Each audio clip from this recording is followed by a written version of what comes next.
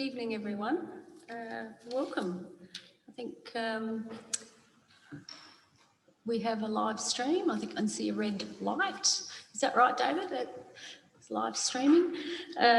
Welcome, everyone. I'd like to welcome everyone to this special council meeting on the 29th of September 2020. My name is Karen Redman. I am the Mayor of the town of Gorla. I'd like to welcome everyone here. I'd like to welcome anyone who might be viewing via YouTube. Welcome. And also Amelia Chiera, who's a very important woman in Gorla, who is here this evening in our community gallery. Welcome, Amelia. Or Mrs. Chiera, as I normally call you. So firstly, I'd like to acknowledge the land that we meet on tonight is the traditional lands for the Kaurna people, and that we respect their spiritual relationship with their country. We also acknowledge the Kaurna people as the custodians of the Greater Adelaide region, and that their cultural and heritage beliefs are still as important to the living Kaurna people today. So welcome everyone. Roll call. I think we've got everyone here, and welcome back, Councillor Shanks, tomorrow. Fantastic. Welcome back. I hope you had a nice break.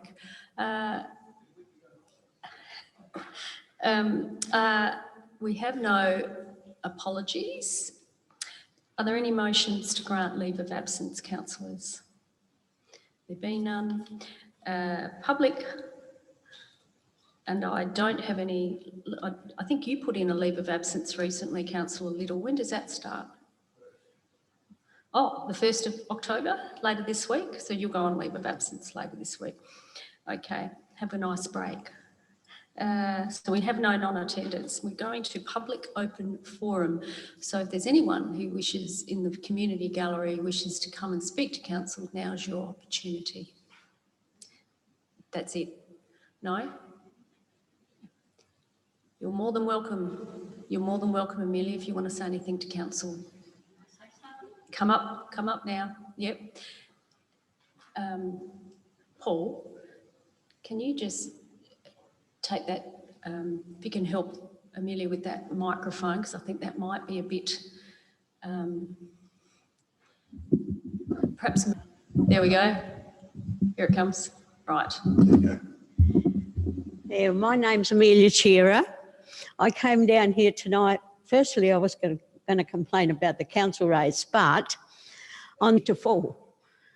And to me, that's the only thing I'm going to complain about, but it's bad. So that was down near Julian Terrace in the corner of That's it. Yeah, that's right. I reported that to council.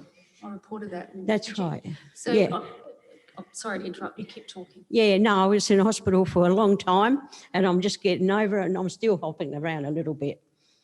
So if it can be done, I reckon those footpaths, you're spending money everywhere else, fix the footpaths so the older people can walk around. There's a lot of us here at the moment that are not very young, so if you can, that's all I've got to say. Well, I think, thank you for raising that. Now, I did raise that with you, Sam, I think. So are you able to provide any commentary around that issue?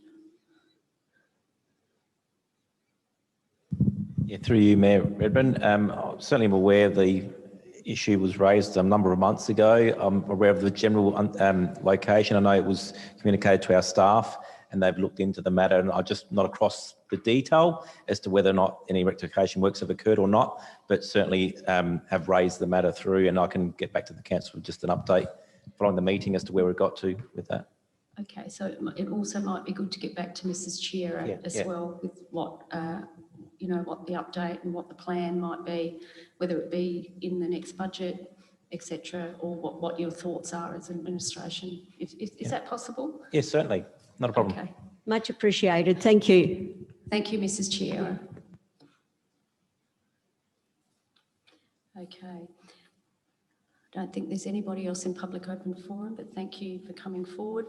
Are there any declarations of interest, councillors, for any of the items on tonight's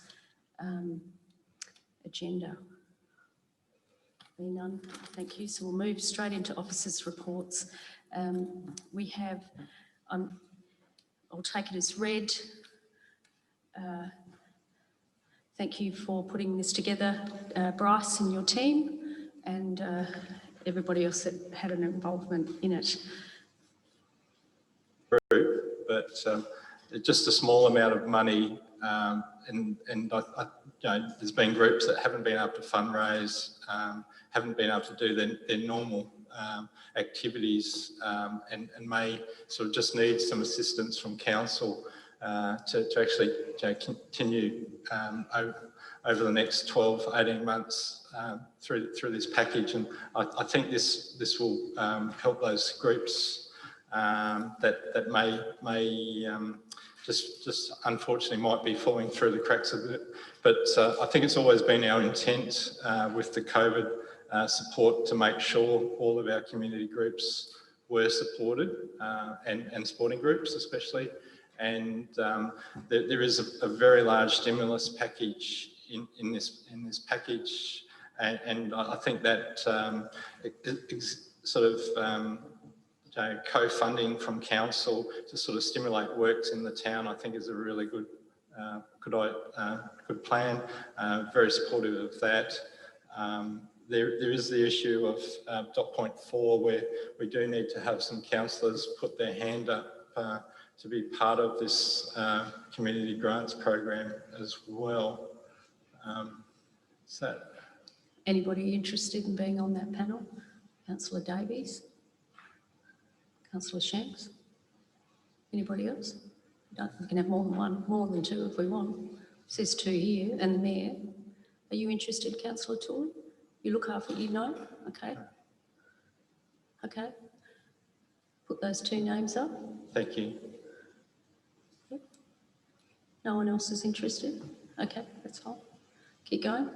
I think I've covered off.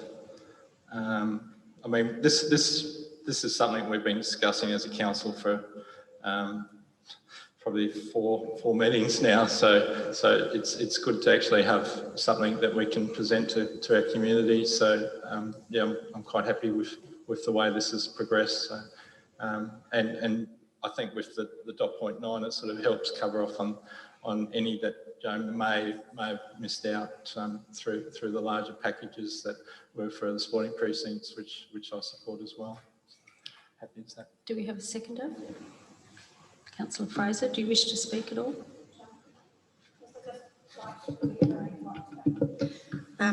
Was said, we have worked on this for quite a while. We've gone over it and over it and over it. So I think at last it's come together and we can present it to the community. Any discussion? Councillor Tooley and then Councillor Koch. I have a few questions, Mayor, if I may. Yes. Firstly, the so-called 1.635 million for council-delivered projects, are we essentially or simply rebadging projects, real and aspirational, that were already in the pipeline, and have we just simply rebadged them and called them economic stimulus or COVID-related projects? It seems to be, from the previous discussions and what I've read in here, that almost all of those were things that we intended to do, we wanted to do, we were beginning to do, but we seem to have badged it as if it's new money, or we're trying to give that impression, which to me comes down to spin. So that's my question. Is that essentially things that were in the pipeline or intended to be? Mr. Delano.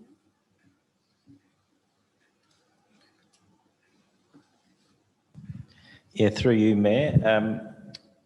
In terms of the $2 million stimulus, certainly the council removed $2 million from its capital program, and we're going through the budget cycle in terms of trying to prepare for that iconic project per se. So this was, we identified projects to be put back into the budget to inject money into the local economy per se. So they were projects that weren't funded until such time the council elected to do so. So understanding some of them are investing in new footpaths or shade sales, or aside from the community grants that have been proposed. So they're listed in the report, I think table, so I'm just flicking through that. In the background, the projects that have been listed there, some of them relate to scope extensions in projects as relates to aquatic centre sheds. So a number of different strategies that were effectively funded through this $1.635 million that wouldn't ordinarily have been funded. You had another question? Yeah, I think that answers my question. I think we're just really spinning it as new projects, but these are things we would have done anyway. And I looked at that list, and I think there were things that we would have intended to do. We're just badging it that way. My second question, we call it a local economic stimulus. And I think that's probably true if the local companies do win the jobs. That's the intention. It says that we want to give an advantage towards local companies. I guess if they don't win it, then we're not stimulating the local economy. We need to be upfront with that. And to date, have any of our projects achieved that goal? Have they been won by local companies? Has the sheds at the caravan park, 200,000, has that been won by a local company? Can we have some examples? Can we confirm if that one has, and whether there are other examples? Mr. Delano? I can talk to a couple. I can't talk to more broadly across every procurement activity that the council's done at this point. At this particular time. But certainly the Gorla Caravan Park sheds were won by a company called McArdle Projects. I believe they're based in Malala or out that way. There is a high percentage of local employment in terms of that contractor per se. We know that, and that was a key part of the procurement in terms of that local economic benefit and understanding their local employment. Similarly, with the aquatic centre, we know there's a high level of local employment that's occurred as part of that, even though MOSIPs are external to the council. We know that they've engaged with local trades. And I think the most recent example we've completed the project was Walker Place. We ended up with over 40% of the total hours worked on that project was by people that are defined as local, even though it was Bluebuilt was an Adelaide-based company. So there are some recent examples just as a highlight, not saying that that's the only level of local procurement, because that's not the case. Thank you. Did you wish to speak as well? Yep. Okay. But I still have a couple of questions, Mayor. Last time I checked too, Malala was in the Adelaide Plains council area too, so I'd love to have that work.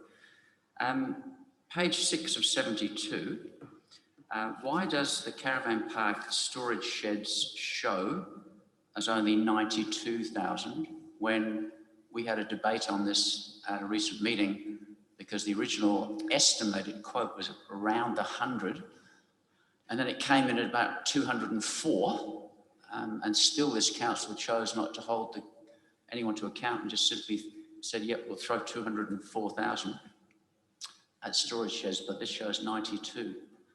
Thank you. I'll let you respond. Thank you, Sam. Yeah, certainly, Madam Mayor. We did debate that particular issue internally as to how we might treat that particular item, whether we did actually seek to potentially put a position to council to rationalise it within the 2 million.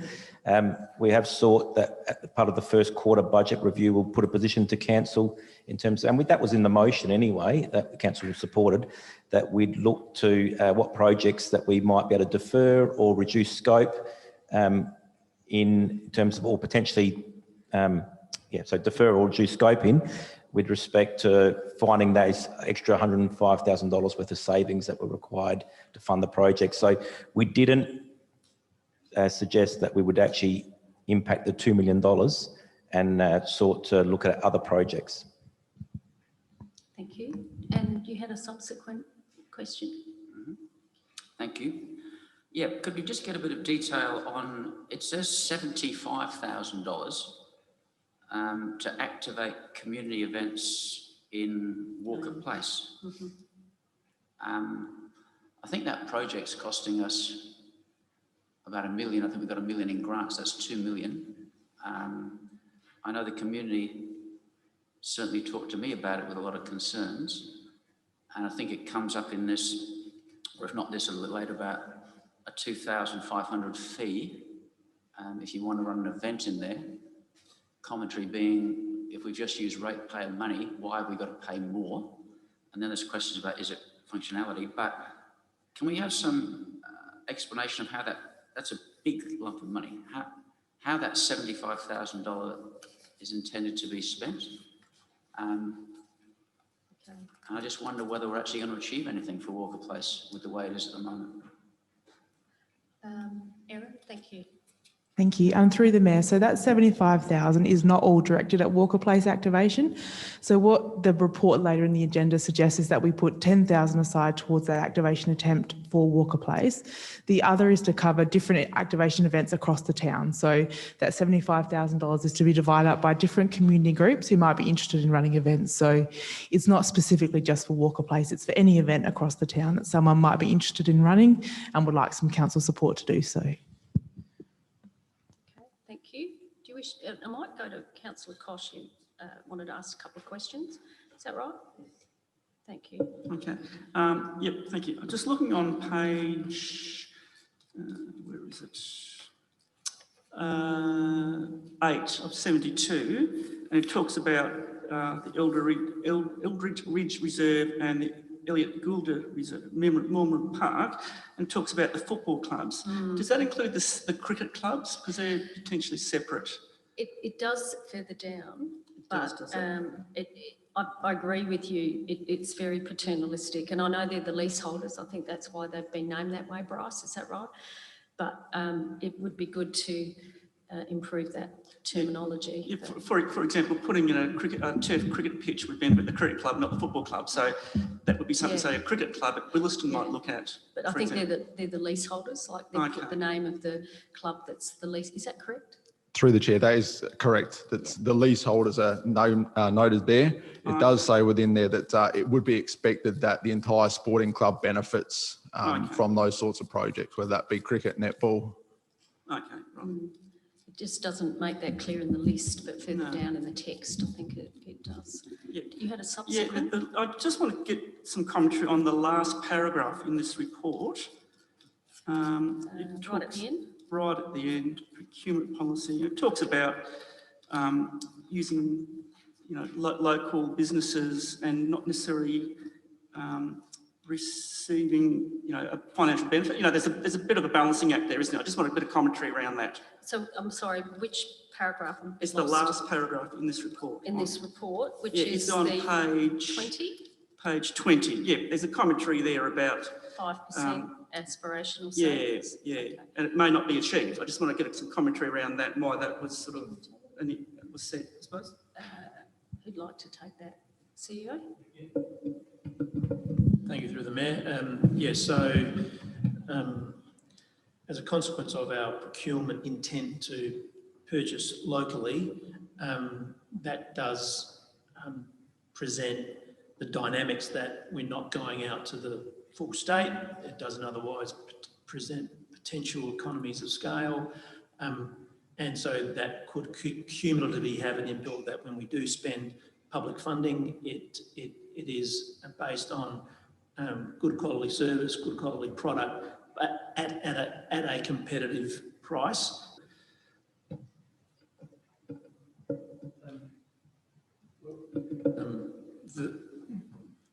The report presents the case that we're primarily focusing on the $2 million.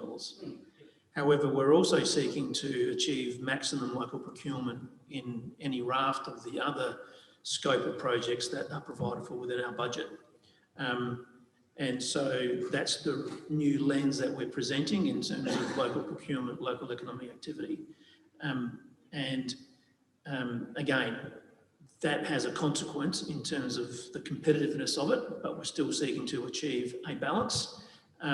More broadly, in terms of our procurement refocus over the last 12 months or so, through Tara Shillabia, who's taken on this role, through improvements in our procurement practices, in our contract management, and so forth. We were seeking to achieve savings of the 5% and otherwise. Now, we're still seeking to pursue those savings. It's still an aspirational goal, but it will be influenced to an extent by way of our local focus in the procurement area.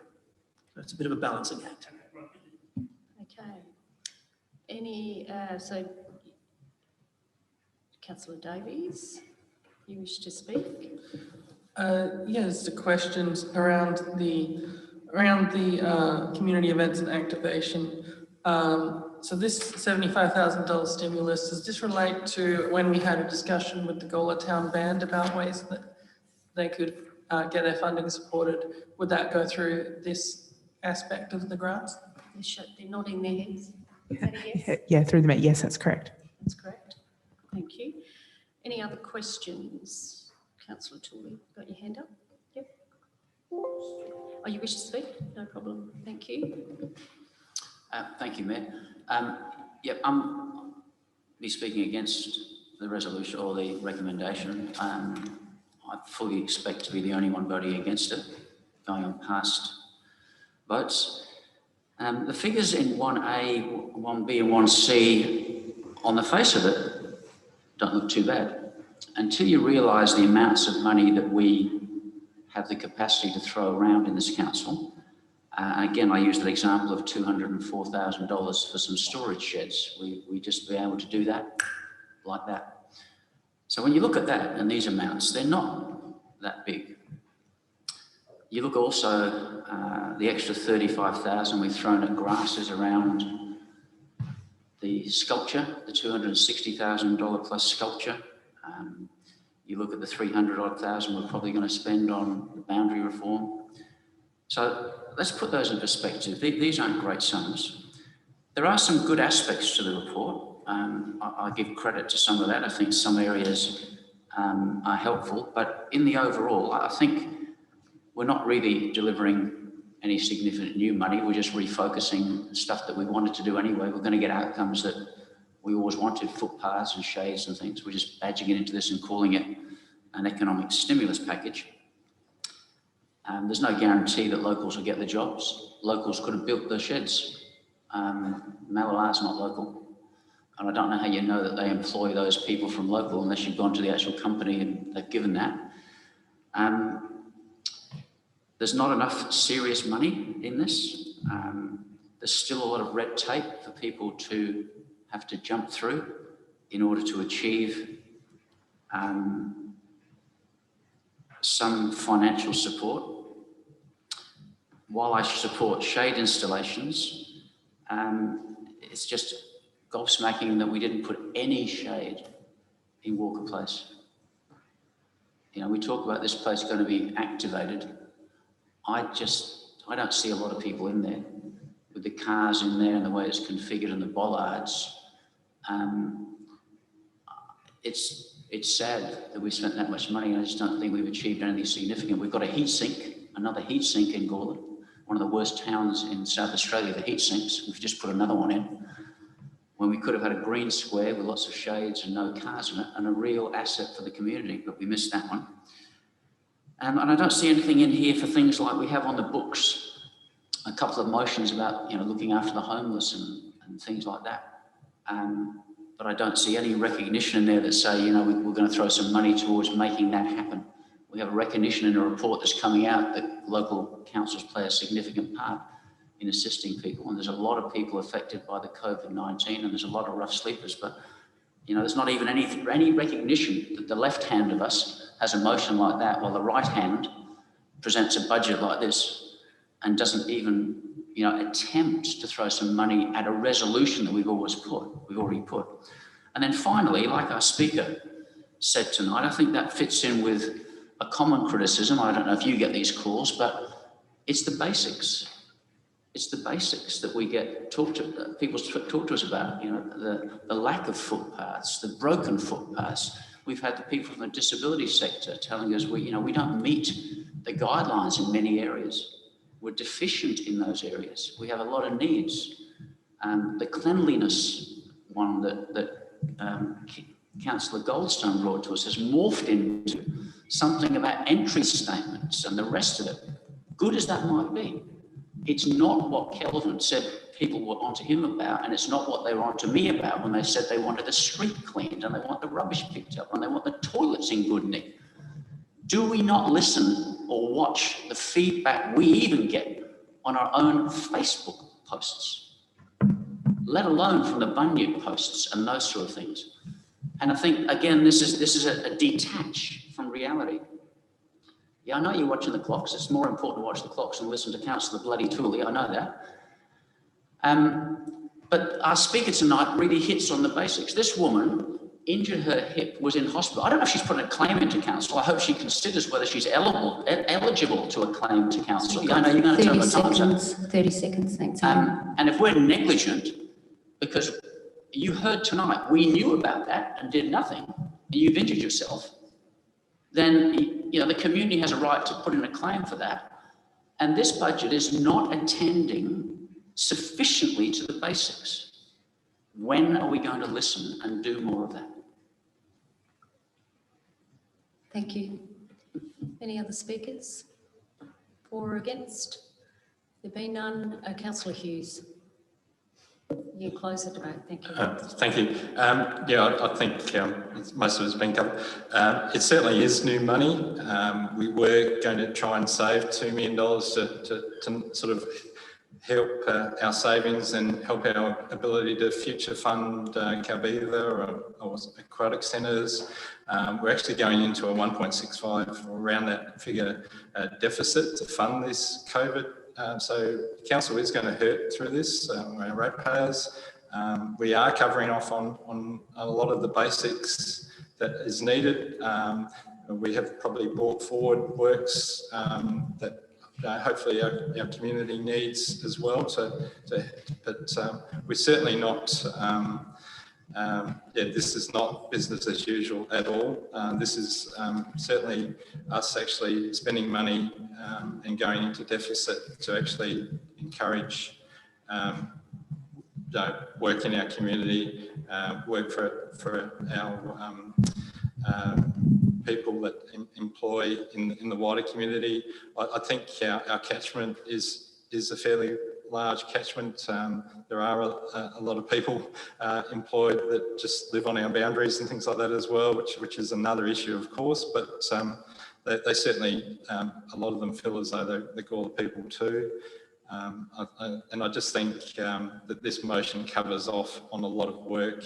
It certainly will require further motions in the future and further funding, I think, to help our community with COVID-related matters. So I think this is part of that whole work towards that for the future. But this is a really big scope of works, and I'd like to thank the staff as well for listening to the councillors to get this package together, because it has been a lot of work to get this, and it's a lot of extra works. And we have at the same time kept all our council staff employed actively, the people ongoing employment, which has been good as well. So I think it's everyone working together with our community and demonstrates that quite well. So happy to put this motion.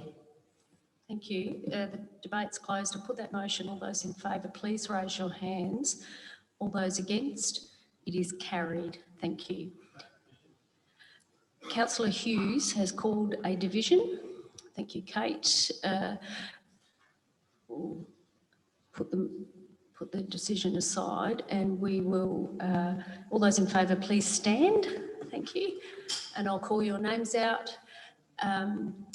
All those in favour are Councillor Davies, Councillor Kosh, Councillor Goldstone, Councillor Little, Councillor Hughes, Councillor Shanks, Councillor Samble, Councillor Fraser. All those against are Councillor Valalonga and Councillor Tooley. The motion is carried. Thank you, everyone. Now moving on to 5.2, which is on page 22. And it's the Paxton Street Landfill Environmental Assessment You happy to move that motion, Councillor Tully? Do you wish to speak at all? Just say thank you to Jack Darzanos and the team for such a good report. Councillor Tully, do you wish to speak to the motion? Yeah, it is a good report, and I think it's a good outcome. I think there was potential for this to be very, very expensive. And it's one of those things that sadly you have to err on the side of caution with these things. You have to do all the tests. There was a model, a far more extensive and more expensive model that could have been used, but I think the testing technique has proven to be effective, and the levels are within what I think they call the safe risk management or something like that. So, and it means that there's no more expensive civil works needed for any remedy. It says there'll be some ongoing monitoring, but I think that's normal. So I think that does give assurance to the neighbours in that area, and also to the depot staff, as the report says. So it has cost a bit of money, but it could have cost an awful lot more. So I think it's a good outcome, and it's a good report. Thank you. Thank you. Councillor Samble, are you happy to second? Do you wish to speak? Okay, thank you. Open it up to the floor. Any discussion? If not, Councillor Tully, are you happy for me to put the motion? You can, yes. Yes, if you wish. You happy for me to put that motion? Thank you. I'll put that motion. All those in favour, please raise your hands. Carried unanimously. Thank you. So now I'm moving on to page 37, 5.3, Council Assessment Panel, Independent Member, Councillor Goldstone. Yes, thanks. I'm happy to move the recommendation with a slight change to point 4. I think it's appropriate at this time to extend the term of council appointed members, which is myself, Councillor Shanks and Councillor Hughes. It tidies up all the appointments to the CAP rather than having to go through the process again in 6 or 8 weeks' time. It's less disruptive for the CAP, as the operation of the CAP as well. So, yeah, I'd just like to make that change. Thank you. Do I have a seconder? I think I saw Councillor Hughes first. Seconded by Councillor Hughes. You wish to speak at all, Councillor Hughes? Councillor Shanks, you had your hand up. Do you wish to speak at all? Councillor Tooley. I had one question, we'll have 2 now. That change, there is a reason why I think the November date was there, is that my memory is the November meeting is the annual renewal of all of our positions. So there's a cycle there. So that change has just blown that out, when normally in that November meeting, people would have given some thought to, do I want to do this job for the next year? You may have other contenders. So now there's no opportunity for other people to do that. So just any commentary on that? Do we realise that's the issue that we've... I might refer that to our governance officer. Do you have a mic? Oh, you do. I do. Lovely, Kate. Thank you. Council does appoint to all of its members annually. There is nothing that would stop council from making that decision for CAP this evening if they wish to. Of course, if there is another member that wishes to put their hand up, now would obviously be the time to speak to do that, or obviously to not support Councillor Goldstone's extension for the further 12 months. Come the report in November, we would just leave CAP out of that annual cycle for this time, but that is where we would ask that it's the November appointment till 2021 rather than looking at September as we're in at the moment, so that at least we realign with that annual cycle at the next term in November 2021. So further to that, I might ask if there is anyone else that wishes to put their hand up to be on the panel or be a deputy. Councillor Shanks? Certainly. Yeah, look, I can see Councillor Tooley's point here, and if there is someone that would like to contest in November and they don't realise it yet, it is putting them on the spot a bit.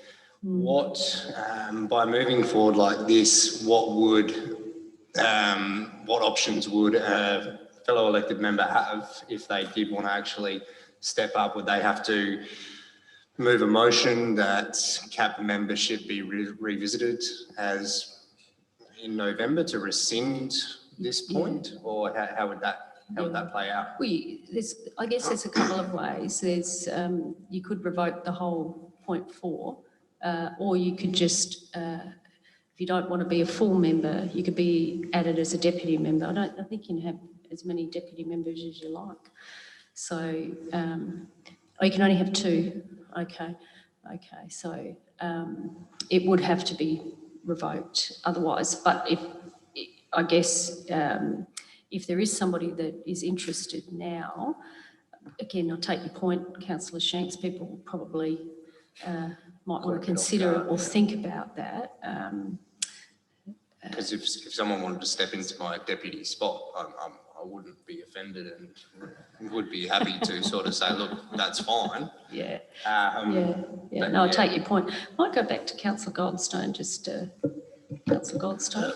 My intention wasn't to complicate this, and I don't want to jeopardise the appointments to the CAP, so I'm quite happy to withdraw that and leave it as it was. Until November. It just means we've got to revisit it again in November, and my sole reason for doing it was to provide some sort of continuity and to the CAP, rather than disrupting it by additional appointments in 2 months' time. So I'm quite happy to withdraw that.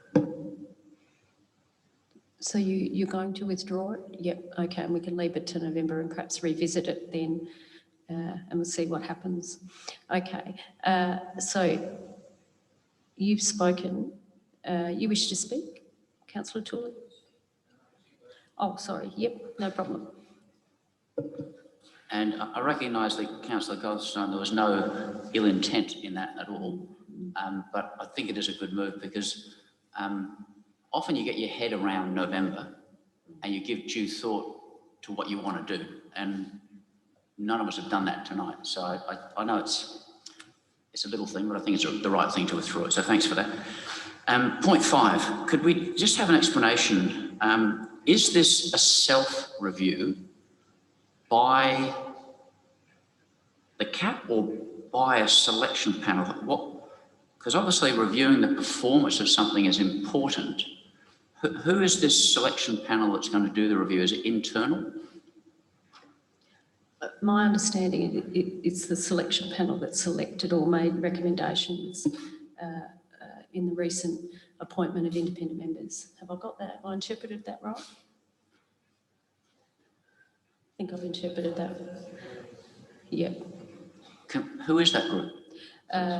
Councillor Goldstone, Councillor Shanks, Councillor Hughes, myself and Mr Viney. Okay. Can I speak now? You want to speak to the motion? Yeah. Yep, no problem. Yeah. And that answer has now swayed me to vote against this. To allow an internal group like that to review the performance of such an important committee as the CAP is like, it's the very reason why the police don't investigate all of their own issues. They have an external body. It's why we have an ICAC to look at things, and ombudsmen. The CAP is incredibly powerful. And we know there are many people out there, developers, big and small, who have been very happy with CAP decisions, and there's exactly the opposite, really disappointed with CAP decisions. The government changed the CAP to take the weighting of the council away. We used to have a predominant number of elected members and staff. Now it's predominantly independent members. There are no staff on it, and there's only one elected member. That's been very strategic by the government. And that's because there's been criticism of the way CAPs have operated. So if we're now giving the power to this internal group of council to judge how effective the cap is, we're not even asking developers. We're not asking the independent people. We're going to self-assess.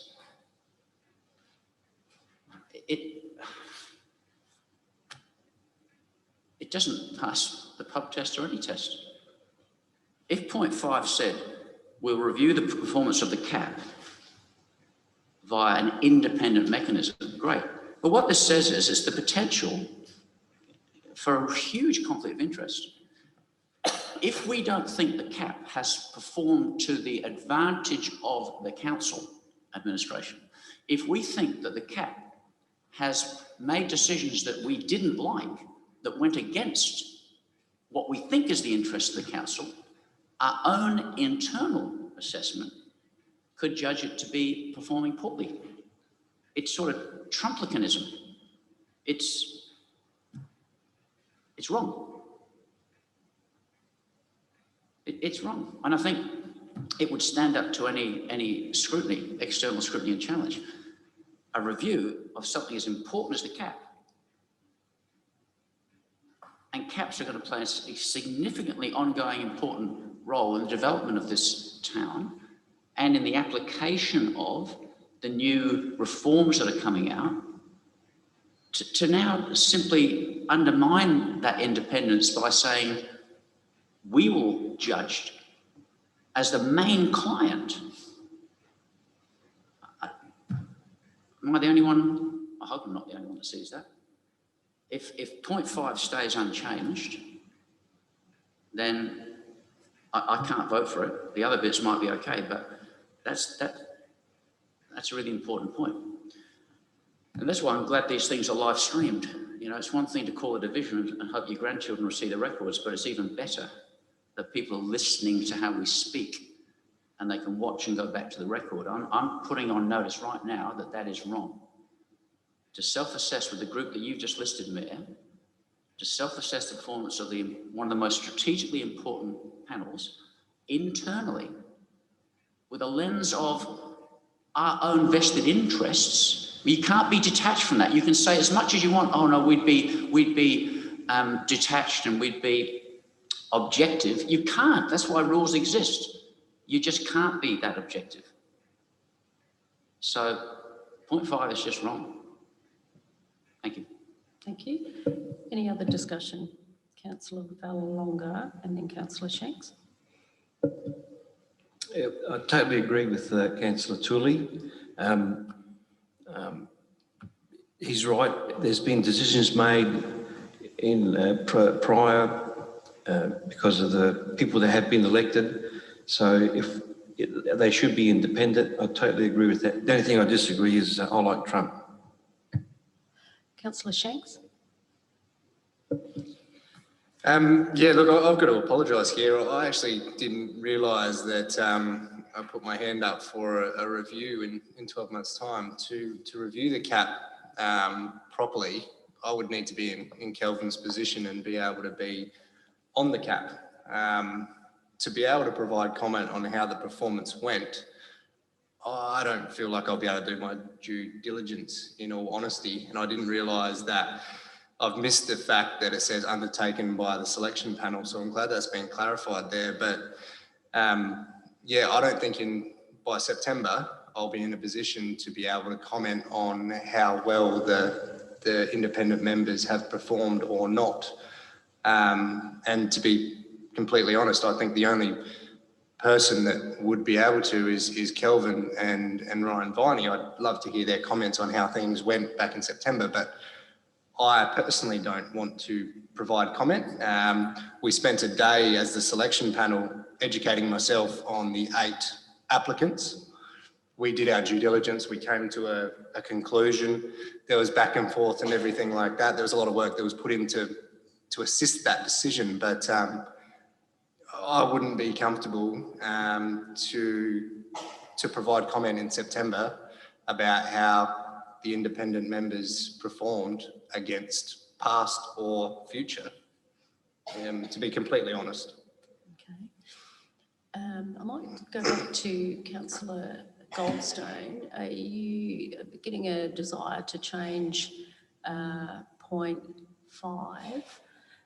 As the mover, are you wishing to change that? I would say it was added. I mean, the CAP provides an annual report to council on its own operations, but there's never previously been a review of the CAP members and how they've acted on the panel. So that was the intent at that point. Again, you know, it's something that hasn't been done before, so you can argue whether it's necessary now. I'm happy to amend it if the CEO can come up with a change, or someone can come up, but for that to waylay the process, it's CEO? Yes,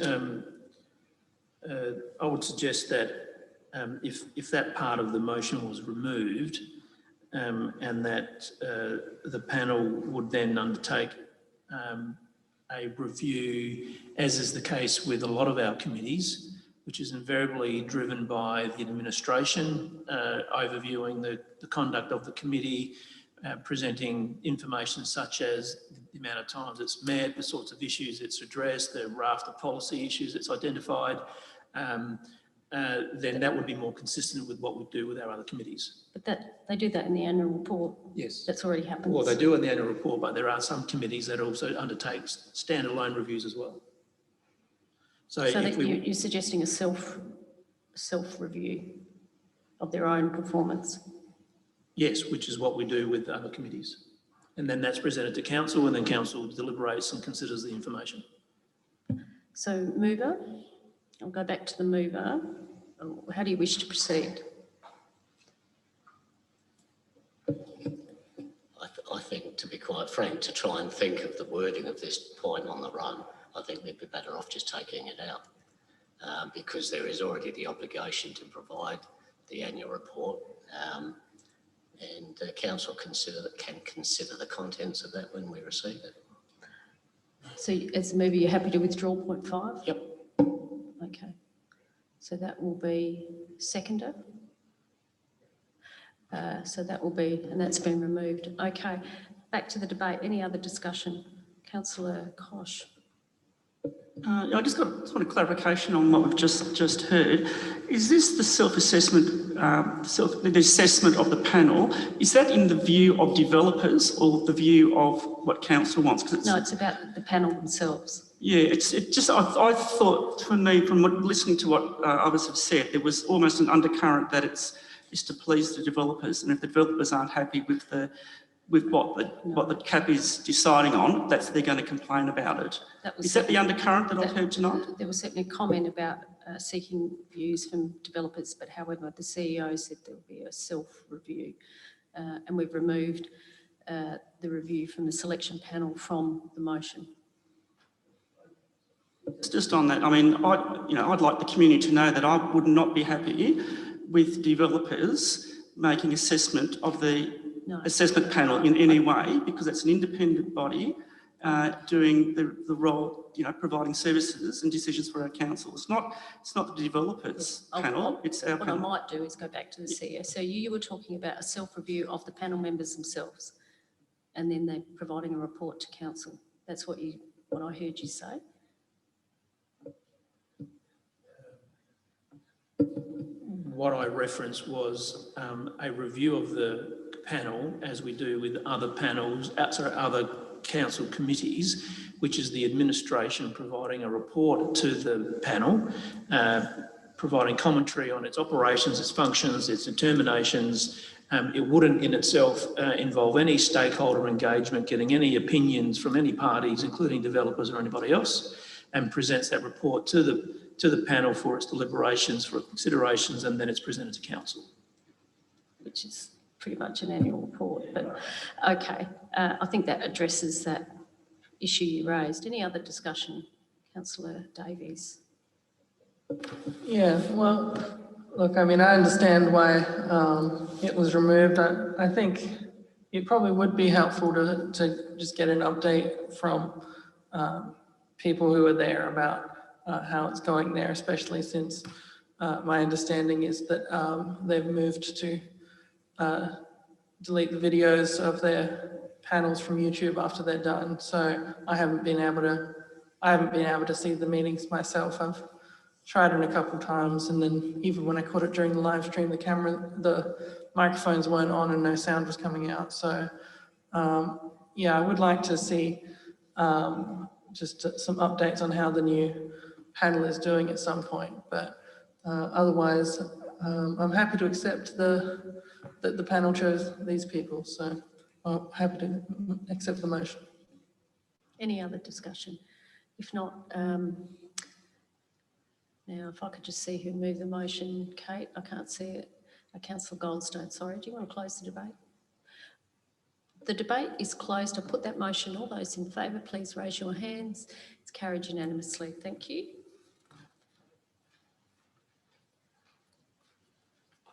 So moving on to 5.4, housing and homelessness in Gorla, and I'd like to thank Linda Weiss and Erin for this report, which was quite thorough.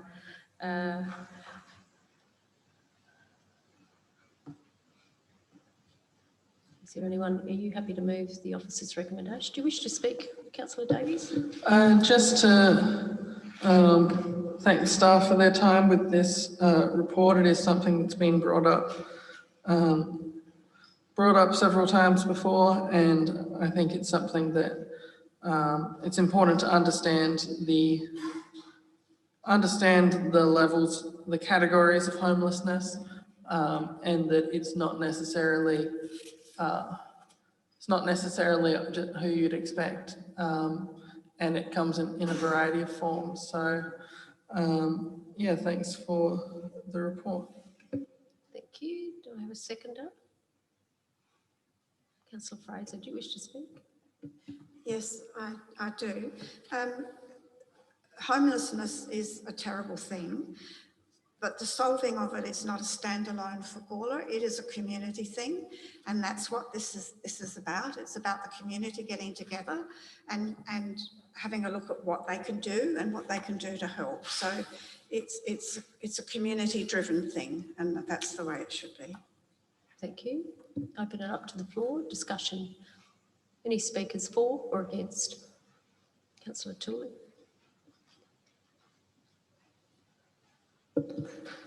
Yeah, I too thank Linda and the team and your team for this. It is a very comprehensive report, but I do want to highlight what I think are the shortcomings. And the motion that was put was never to say that this is the sole responsibility of the council. If you look at the wording, it was about how we work with other agencies to address a very real problem. And I think recently we heard some figures that are quite alarming regarding the numbers, the actual numbers that are suffering. These are some of the points that I'd make. The report highlights that council is and has been active in this space, mainly through advocacy and some facilitation, and I think that's very good. The report states correctly that council and local government plays a key role in this area. Code Blue and Code Red are good, and they sound good, but as highlighted in the online critique, if you look at the critique recently that came with the Code Blue, they do fall short. Code Blue and Code Red assume that the need exists only during office hours. That's the essence of the critique. And when you stop and think about it, to simply say to people in need that you can only get your need during office hours, and then if it's an extreme heat situation or extreme cold situation on your way, that's not doing enough. Despite the need, and despite my homelessness resolution, there's absolutely no dollar budget allocations to address the issue. Not even to support some investigations or some further staffing to support these. There's absolutely no budget allocation in the COVID or the stimulus package. Like I said before, we can spend $200,000 like that on caravan park storage sheds, but we can't do anything to actively spend money to support the most vulnerable in our community.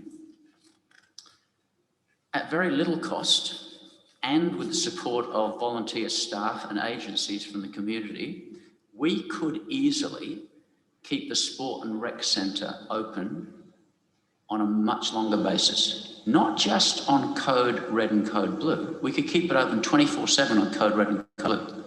We have cooking facilities, we have showers, we have toilets, we have shelter.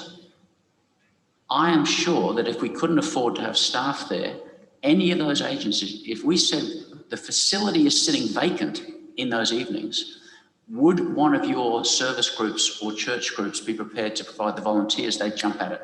The very same people that you know, Councillor Little, provide those food services. When you were a police officer, you know, you used to meet them near the shelter and people would come salvos and provide food. Those people are here in our community and they would jump to that. We don't have to do it, but we've got the asset that we could lend to them. In the same way with the rough sleepers, we have the facility there that with some creative thinking, we could provide safe shelter for those people. And again, after hours, it doesn't have to be an impost on staff. It could be any number of us. We could volunteer on a roster. Any of those service groups and church groups and United Care groups, I am sure, would jump at the opportunity to say, we will be there.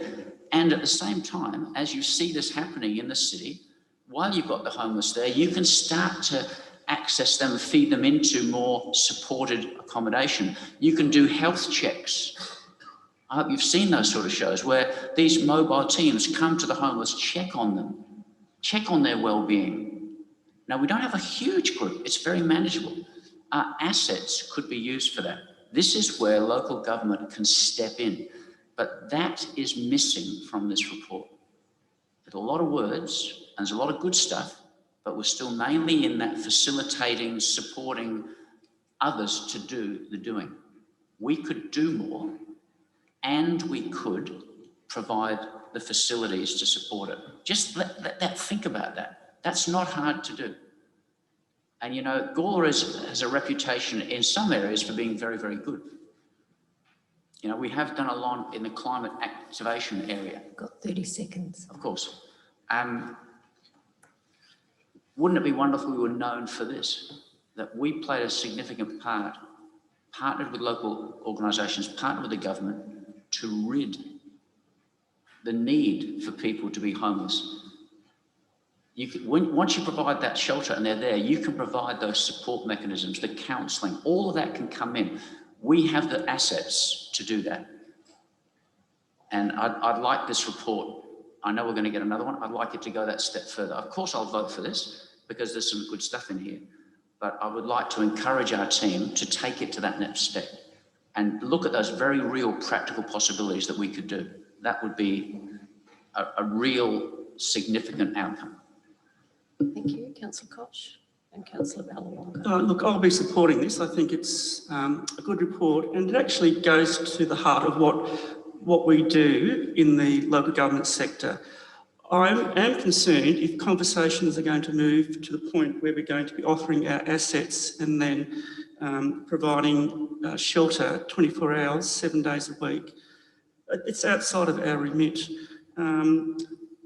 To provide that service, you actually need segregated areas, male and female. You need segregated families.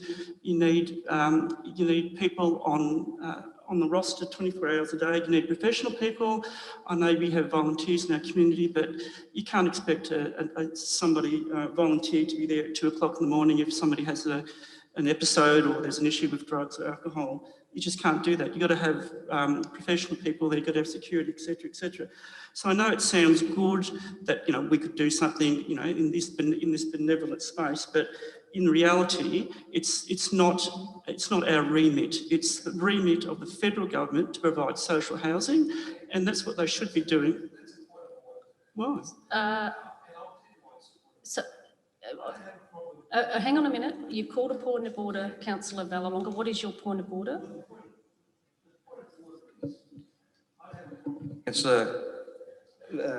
You need to state to me what the point of order is. The point of order is, it was only a suggestion That's not what we're discussing tonight. So why are you having a go Well, at someone who suggested not having something? a go. And that's You the need point to of call a order. point No, of that's a order. point of order, Okay. Mayor.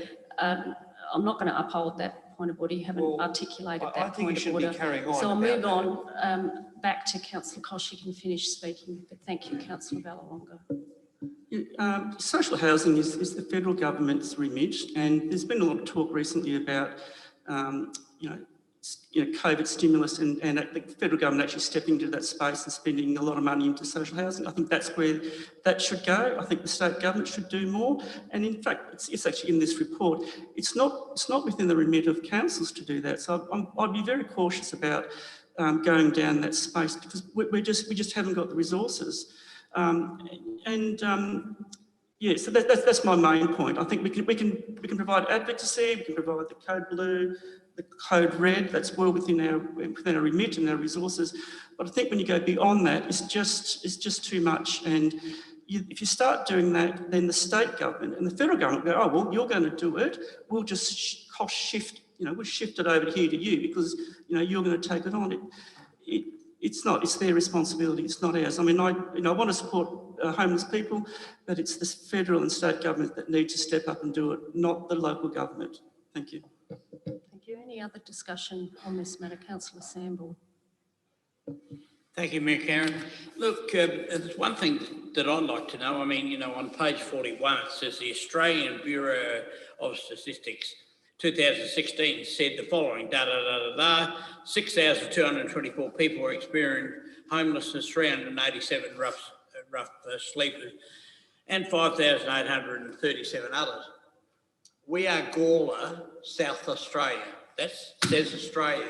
And nowhere in this report can I see, I mean, I know the fantastic groups like the Salvation Army, the UCare, Hope Chapel, and all of those on page 45 do a fantastic job, but is there any record or any figures or rough figures of how much of this problem? I realise with the problems that we have in our world at the moment, there's probably more than there was maybe 6 months ago, but there's no figures whatsoever to tell us in this town of Gorla that we represent as elected members. It says there there's 6 that reported this. Well, there's a lot more than 6. Page 44, there was a survey done. Yeah, it says Salisbury and 6 in Gorla. Yeah, so that was There's a a lot more survey than done. 6. Yeah, that's the But first. I mean, I'm just wondering if anybody can help us with the point of how many people have been listed, recorded by the wonderful organisations that are listed on page 45, because surely if we're going to provide any facilities, any money or whatever it may be, we'd like to know a little bit about what we are doing to preserve our beautiful community. I might ask Erin to respond to you, Councillor Samble. Yeah, certainly. So through the Mayor. So Councillor Samble, it's a really difficult one, unfortunately. So obviously the last rough keeper count in February 2019 only picked up 6 people. And that's because often they're hard to identify and they don't come forward for a count. So we know there are more than 6 people even at that time in Gorla, but usually they're difficult to pick up in any kind of count. So we have to go off, the evidence of our inspectors and also our local organisations. And so we estimate somewhere between 30 to 70 on any particular time during COVID. We have seen that number also decrease in this time. So if you go off evidence of things like, UCare's support for people tripled in that time, we know there are a lot more people, but it's just a number that we can't get an actual figure on. And so certainly through the Community Connect program during COVID, there were some real wins in regard to homelessness that I think staff felt very proud of. Do you want to just let the councillors know about those examples and experiences? Sure. Yeah, certainly. So we obviously had an increase in homeless people sleeping rough in Gorla during COVID because we saw the end of couch surfing essentially. So we saw a lot more people moving into particularly Dead Man's Pass. So we had a couple of really good outcomes for people who approached staff through the Community Connect program. We were able to connect them to the homelessness gateway, and they were able, one in particular, to get both got short-term accommodation through Anglicare, and so were able to move into into, in reasonable housing. But we had one gentleman who's now moved into longer term accommodation as a result of that. And he actually just came back to Gorla the other day to say thank you to our staff because of how much his life has changed as a result. So yeah, really good outcome. Fantastic. Thank you. Yes, Councillor Sanders. To follow on there, thank you, Aaron, for that information. But, like 10 years ago, Fred's van, everybody knew of Fred's van that pulled up in Pioneer Park and fed those people that certainly hadn't had any food or whatever it may be and so forth.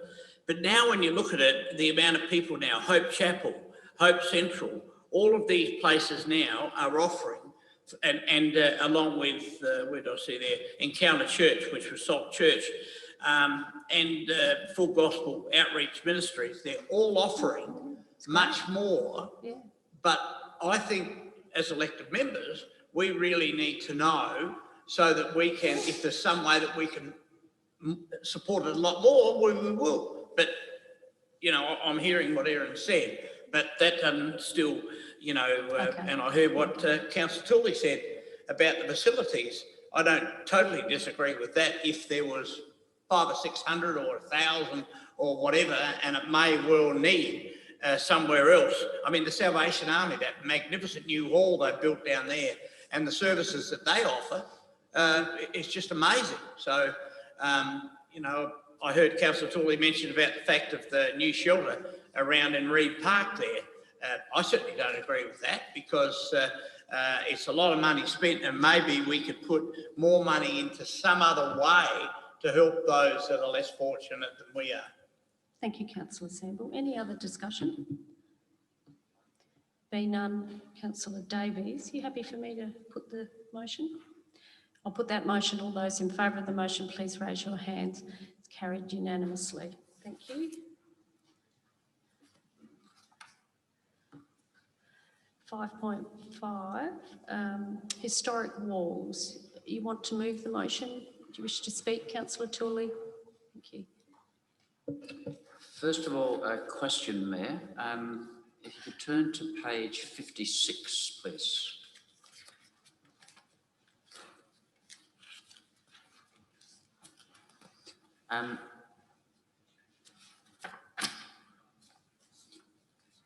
Just a small query. At the bottom of page 56, why is Councillor Goldstone singled out? I don't know. I did pick up that, and I can't answer that. CEO? Councillor Goldstone, in his in a previous conversation on this matter, referenced the fact that when he previously worked in the council, he worked on the exact same sort of initiative in the council that he had worked in, and I recall that conversation that Councillor Goldstone referenced, and I asked staff in preparing this documentation to have a conversation with him to tap into that experience. Okay, I think that answers that. Now, Councillor Tooley, do you want to speak to your motion? Thank you. I'm offended I wasn't listed as the mover of the motion, an advocate. Deeply hurt. But congratulations, Councillor Goldstone. Stunning. Thank you for the report. I think the report has honoured the motion, and it is very comprehensive. I think it's sort of addressed most areas. There's a lot of promise contained in the report in an optimistic way. I think the cost of the stonemason and the apprentice, I'm surprised by that. I don't think that's too expensive. I think that's quite reasonable. That's not bad. And I'd like to imagine the outcome if we were, I mean, we don't have to lock in, if we ever get to that point where we agree, we don't have to lock in for 3 years. The 3 years comes from the TAFE accreditation. But you can still hire a stonemason and you can still have someone working with them. That doesn't have to be locked into 3 years. But imagine if we did. Now, I've been on council, this is my 6th year, I think. Feels longer, but I think it's 6. And I came onto the council inheriting this desire for our walls to be repaired. And I came in witnessing this fund, which gets 25,000, or it did. I think it's now got 105,000 sitting there. And it was, I can understand why that was put there. That was a good strategy. That sounded good. If we go 50-50, you know, then it's helping people achieve a win-win. They need the wall fixed, we want the wall fixed. But the reality is it hasn't happened, hence my motion. So imagine if we were to spend around about 100 grand a year and engage a stonemason, and that's without us getting grants. That's without us getting job seeker, etc., when that kicks in, and getting the opportunity to get that form of work for the dole, or what it's called. Therefore, employing local people, building skills. But just imagine, at the end of 3 years, we would actually have a significant number of walls, even if we started with the ones that we own, and we got them done. Look at the appearance that would give. Because we lament the fact that these walls are just continuing to rot, or they fall over, or they have to be demolished. After 3 years, we'd actually achieved something. The very historic town, the character we like, the walls that we like, we'd actually have them repaired for maybe around 100 grand if we have to fund the whole thing. Now that's an achievement. It took 5 years for the concrete blocks to come down on Lindon Road to eventually allow for that to happen. And up here on High Street, we've seen more of them deteriorate and go. So what I've presented in that motion is a practical strategy to move forward and actually achieve something. And if it gets started during our term, at the end of it, we can put on our CV that we actually did something that's a legacy for the town, trained some people, injected some money back into our local community, but we actually have maintained an historic asset that is rotting, and we've had no traction significantly in working on it. This would be a milestone event. So thank you for the report. Thank you for honouring the intent of the motion. That's very much appreciated. And obviously I'll vote for it, but it's the next steps that I hope don't take too long. We come back with something tangible so we can get started. Do I have a seconder? Councillor Little, do you wish to speak at all? Any other discussion? Right, I'll take Councillor Fraser and then Councillor Goldstone. When I was reading the report on page 53 under funding, it was talking about $1,000 for work for the dole. I'm not in favour of work for the dole because I've had experience with it where people come along and they're there because they have to be. They don't really have their heart in it. Sometimes they turn up, sometimes they don't turn up. I mean, you obviously get some that are really keen, but a lot of them just aren't. But if you could have some sort of a thing where people pay $1,000 to learn how to do stonemasonry, well then they would turn up. It becomes like a course, I suppose, in a way. It obviously wouldn't be through the dole, it would have to be through some other form. I'm not sure how you would organise something like that, but you'd certainly get people that are keen to learn how to do that work, and then they would turn up. Otherwise, it is a big problem in Gorla. A lot of, as I've heard Councillor Tully say before, a lot of the walls shouldn't really be preserved anyway. They need to come down. A lot do, but there's a lot that don't. So that's something we could look at as well. Thank you. Councillor Goldstone. Kirsty had a good report, very detailed. Happy to support it. It's mainly a noting recommendation. Just one query with point 6 in the recommendation. I don't know if it reads right or if there's something missing or if I'm just not reading it right. It just seems a bit strange, that's all. After program, as how job active or similar programs or such other programs. Okay, if you could just change those words. Yeah, good pick up, Councillor Goldstone. Or such other.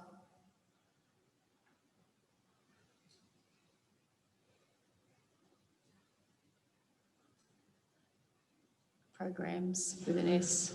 Yeah, thank you, Kate. Councillor Koch?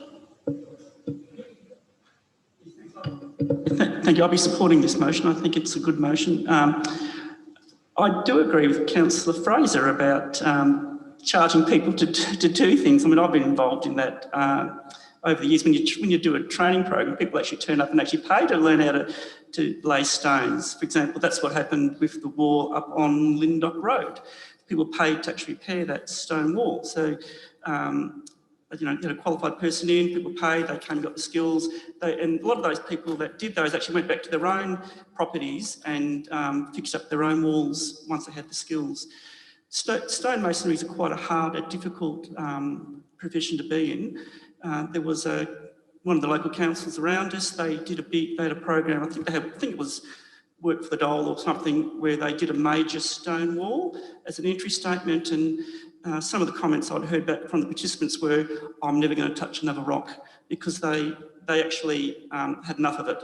So the problem is actually motivating people to do the stonework. So you can actually, if people are paying to learn it, and it's a skill that they want and they need and be able to use it in their own properties, et cetera, or move on to something else, I think that might be a good model. So I think that might be something we should actually look at.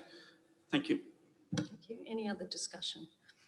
If not, Councillor Tooley, you happy for me to close the debate, or you wish to close the debate? Mm-hmm. Yeah. A bit like the previous motion on the homeless, people take too literally and go off on tangents. Like in that last one, you know, I never said that we should provide the facility and staff at 24 hours as a complete refuge for the homeless. It was about doing something as a means to an end, and the bit people didn't listen to was to facilitate them moving into accommodation or support or providing care. And then we hear this rant going on as if I've put these undertones in there. So my point on this is, if you can close the debate we've just had. I'm closing the debate on this one. I just wanted to get that in. The report says that we went to a number of stonemasons, quite a number in the area, and the report says they were very excited. They liked it. Now let's understand that if you choose to be a doctor, you like the sight of blood and slicing people up. Not for me. If you choose to be a stonemason, it's because you love handling rocks. Sometimes they're heavy. And if they're really heavy, you have access to equipment, a bit like a mechanic. Engines are heavy, but you have a heavy engine lifter. So in the same way, in this motion, we do have people that will want to do this. I'd also draw your attention to part one is really the crux of the matter. Point two was opening up a bit more of the possibilities, but it doesn't hinge on work for the Joel or JobKeeper. I frankly would not like to see people charge money. I don't think that is necessary. And I think there would be plenty of people who would have their eyes open and say, I want to work with stone. And they would be the people. You'd have a vetting process. Even if the stonemason began with one or two interested young people, male or female, who showed an interest, made an application, and came in, maybe even did a bit of a taster and said, yep, that's for me. We wouldn't have a problem getting people to work in that area. You work in the building industry, Nathan. You know there are people out there that love their particular trades. They've chosen them. So that won't be a problem. So let's not read too many problems into this. It doesn't hinge on work for the dole, and they're not all the same laggards. There are a lot of people doing it tough, and a lot of people in there may well have that interest in stonemasonry. So let's go to the next step, and let's hope we can make this a reality in our term. Amen. Here endeth the reading. Thank you. The debate's closed. I'll put that motion. All those in favour, please raise your hands. It's carried unanimously. Thank you. So now we move on to customer service strategy on page 59.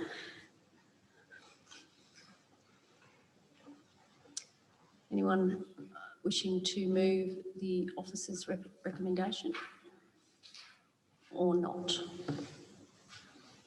Councillor Little, are you happy to move that way? Seconded by Councillor Vallelonga. Do you wish to speak at all, Councillor Little?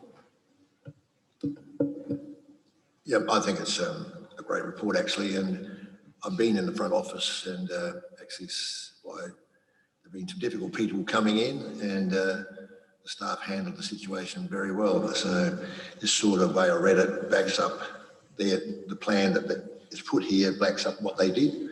So I want to commend the staff at the front counter and the people who put this report together. Thank you. Councillor Vallelonga, do you wish to speak? Yeah, okay. Any other discussion? Councillor Tooley. Just a question, thank you, Mayor. Does the administration feel that there has been sufficient community consultation feedback in order to provide meaningful feedback on the plan and its development? Because I note that in this report, there was really only one submission that was deemed to be on the money, and as we know the old saying, everyone can have their say, but not everyone can have their way. You wouldn't want one person to be the basis. So does the admin feel we had enough feedback? To Mr. Barrett. Erin Finlay. Thank you. So through the Mayor, in this situation, we do feel that's sufficient. Obviously, that hasn't changed the actual strategy itself, that one particular piece of feedback. Because this is really an internal kind of, while it's an outward strategy, it's quite an internal focus on the way that we work. So we have obviously done some early consultation in putting together the strategy as well. So that was also surveys of community and also different groups. So we've actually talked to a range of people in developing the strategy. So we're not that surprised that it's limited in its last piece of consultation. Thank you. Do you wish to speak to the motion at all? No, thank you. Any other discussion? Councillor Little, are you happy for me to put the motion? I'll put that motion. All those in favour? All those against? All those in favour? Carried unanimously. Thank you. So we're moving on to 5.7, Walker Place Community Activation. Councillor Kosh, are you happy to move the motion? Yes, I am. Okay. Do you wish to speak? Yes, I do. I've spoken to a number of community groups that are quite happy to do activities in Walker Place. I think it's a great place. I think it can be configured to have really good events. But the big issue was the traffic management. Now I think that's been solved because there's a traffic management plan, and if people have their work zone traffic management accreditation, they can then manage those signs, and that's the really big point. You need to keep that space safe. It is a roadway; it needs to be closed, etc., etc. So I think that this move forward allows the community groups to do activities in there at a relatively cheap way of doing it, and it will activate that space. So I'm quite happy for this report, and I implore others to vote for it. Thank you. Do I have a seconder? Councillor Fraser. I know I was originally the person that suggested the produce market going there. I can see now that it wouldn't work.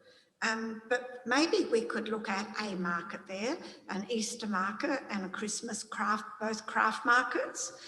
They wouldn't be as big. They could then perhaps get the Lions or somebody to have their van there. So then they might be able to work with the service club as far as the traffic management goes. The cost is a big problem with the traffic management, I think. But if we can get people activated, once the trees grow, it really will be a beautiful place there. At the moment, the weather's not too good and the trees aren't out in leaf yet, but it'll come. Thank you. Any other discussion? Councillor Tooley. Yeah, look, I hope I'm proven wrong, and I'm happy to be proven wrong, but I think Walker Place is just a big disappointment, really. I think people were expecting something a lot different. I think the heart of the problem is the fact that we allowed cars to go in there. We had the opportunity to think a bit more creatively. We knock that back, turn it into a proper square. But this is what we have done. We've added another hard heat island design to the town. Functionality, there are less car parks than there were before, even though we've decided to maintain the cars going through. The bollards at the other end, if you look at it, the way that where the car parks are, they're delineated by a different colour paver. Well, they exist down at the western end, but you can't get to them. We talked about this recently. There's bollards there stopping you, but there's no amenity in there. Now, I think one answer was, well, that's so we can have functions there. Well, just walk down the street to Steinborner and you'll see the bollards that with one click, they go down. You could easily have, not that I want cars in there, but you would have solved one problem, you would have another 4 car spaces in there. And then when you need the bollards, they're the elevated type click. They're used in all council areas. But we've just put bollards there and said no one can go in there. So you're frustrating the car users as well. Although I say we should have had no cars there, but that's just a reality. The amenity, lack of green space, no shelter. A square in the centre of your town and you want people to spill out and you've got no shelter. It'll be a long time before the trees are there. Loss of the amenity of the toilets. They are just across the road now. Need an upgrade, but they are close to where you're going to hold, apparently, functions. But you're going to remove the very toilets that are closest to where people from your functions, and they drink alcohol and coffee, they will need to go and have a pee. They now have to walk all the way down Julian Terrace because you take them away. It doesn't seem so smart. Hard concrete, and then the gaudy yellow stripes across the expensive paving. It could have been a vibrant people's square in our town that we could have been proud of, but sadly it's not. And finally, to think that people will spend $2,500 to use it, to quote, is it the castle? Tell him he's dreaming. I think we need to tell ourselves we're dreaming. But I'm happy if the next report comes back and says, Councillor Tooley, shove it up yourself. You were wrong. We've had 25 groups spend $2,500 to activate the site. Then I will eat humble pie. But I think we are dreaming. Here endeth Thank you. my speech. Any other discussion? Councillor Samble. Yes, Mayor Karen, I'm certainly not going to vote for this. I mean, one of the things that I've found with this council for quite some time is that we want events in this town. When Councillor Fraser suggested this whole idea many years ago, and that's why I said I'd like to see it called Fraser Place instead of Walker Place, because who knows Walker? Is there anybody in the room knows Walker? And the answer would probably be no. So the whole point about it is I don't believe that anybody's going to hire this. When you look at page 65 and you've got to look down halfway and it says the traffic management for this event of more than 100 people. Well, if you could get 100 people in a Walker Place with a stage and music and whatever, then I really want to see that. I'd like to see that. But when you look at the prices that it's going to cost, if Councillor Tooley is going to have some special meeting in there, or Councillor Kosh or whoever else, are they going to pay that sort of money?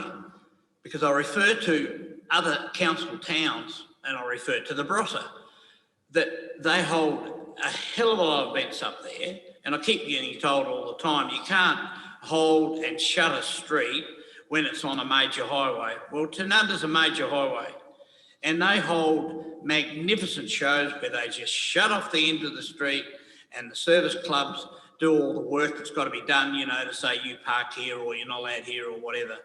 Now, when I look at these prices on page 65, I'm really stunned. I really am. I don't know what's happened. Because over my life in Gorla, I've organised a lot of events and never ever paid these sort of things. And I just can't see people hiring it. If they do, I'll be the first to congratulate them and that.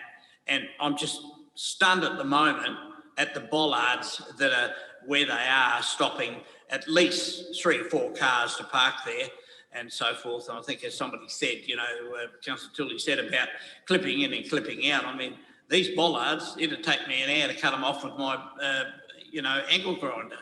So I just don't agree with it. I think we've got to look better at promoting groups and people to hold events there in that area. As regards to bringing the market from Pioneer Park down to there, I'd certainly stand up and rally around it. The market shouldn't even be where it is because it's not a Gorla company that's running that market. And Gorla businesses are the ones that are trying to survive, and we're allowing somebody else to come in. So I just say, please, we must look at a better way to promote and encourage. The government gave us a lot of money for Walker Place. They did. How about we give a bit of that back to people to organise events there so that we can make our main street alive like Harndorf or Barossa or whatever. Thank you. Thank you. Any other discussion? Councillor Kosh, you can close the debate. Oh, thanks, Mayor. I think people are missing the point here. The whole point here is that we actually solve the traffic management problem, but with the community solving the problem. All they need is their work zone management ticket, and they can manage the traffic management. They don't need to pay $2,000. They do it themselves. That's the whole point. So it's a cost, so that's the whole point of this exercise.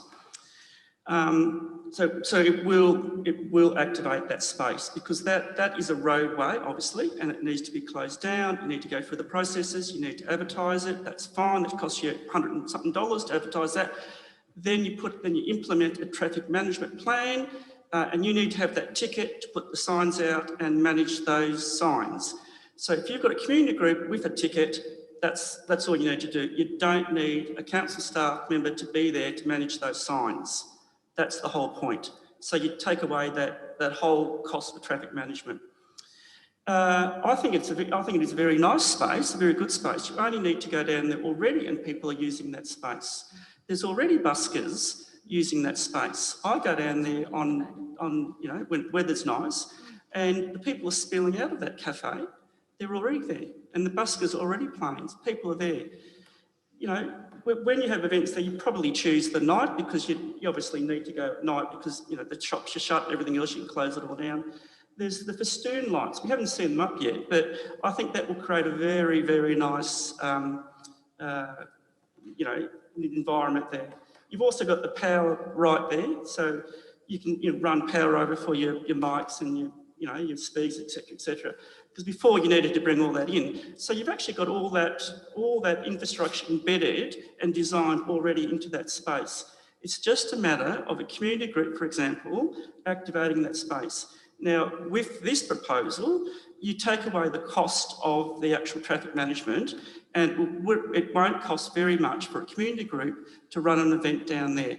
Now, as I said, I spoke to a number of community groups, and they're quite keen to run activities down there, especially if it's, if it's not going to cost them a lot of money to do the traffic management, etc. But they're willing to do things because they actually want to see activity in the main street of Gorla, and activate that space. And from there, it spills over and activates other businesses around that area.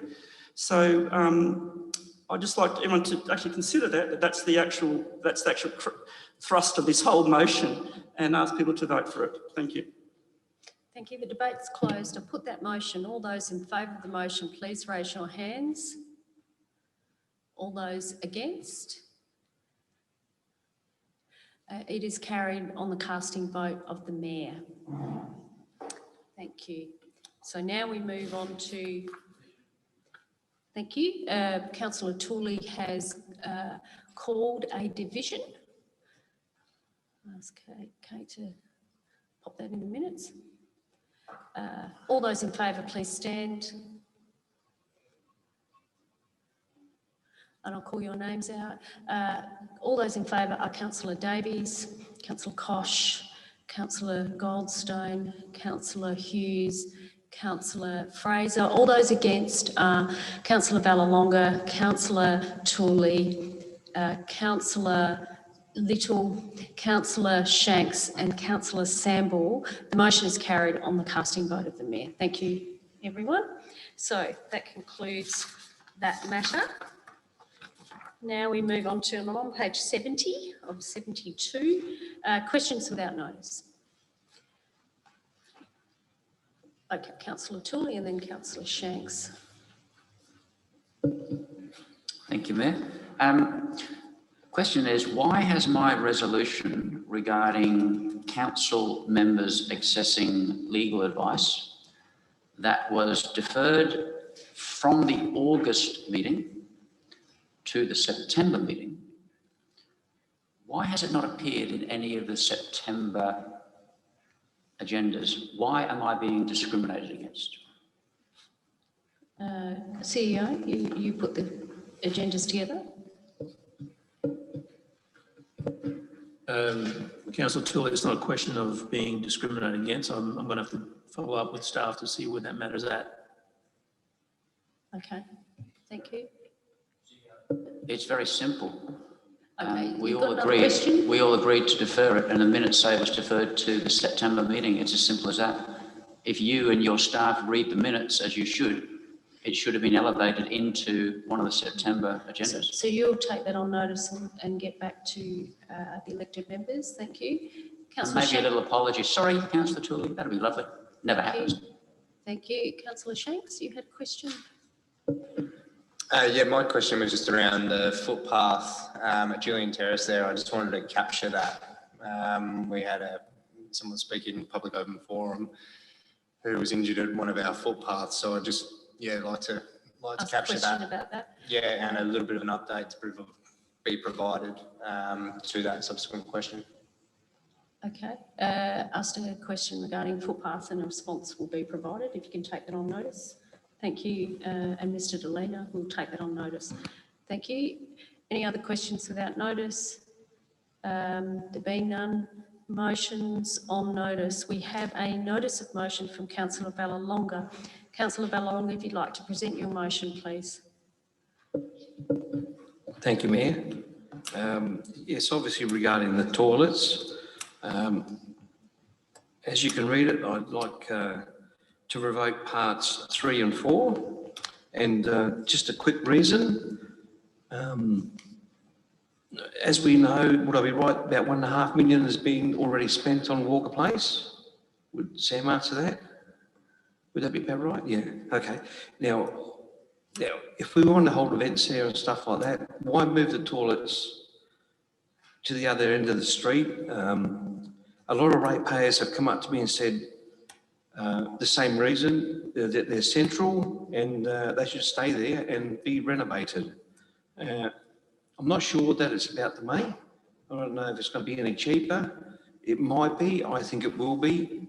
But if someone is holding an event there, I think they're not going to walk. They're going to use the local pubs and places like that to go if they need to go to the toilet, and because it's a bit too far. Thank you. Do I have a seconder? Councillor Little, do you wish to speak? In seconding Councillor Ballalonga's motion, I have done a quiet survey myself, walking around the street there, talking to businesses, and they give me the same impression that Councillor Ballalonga brought up. If we're going to make a centre, which we just voted for, Walker Place to be used, the toilets need to stay. They do need to be revamped.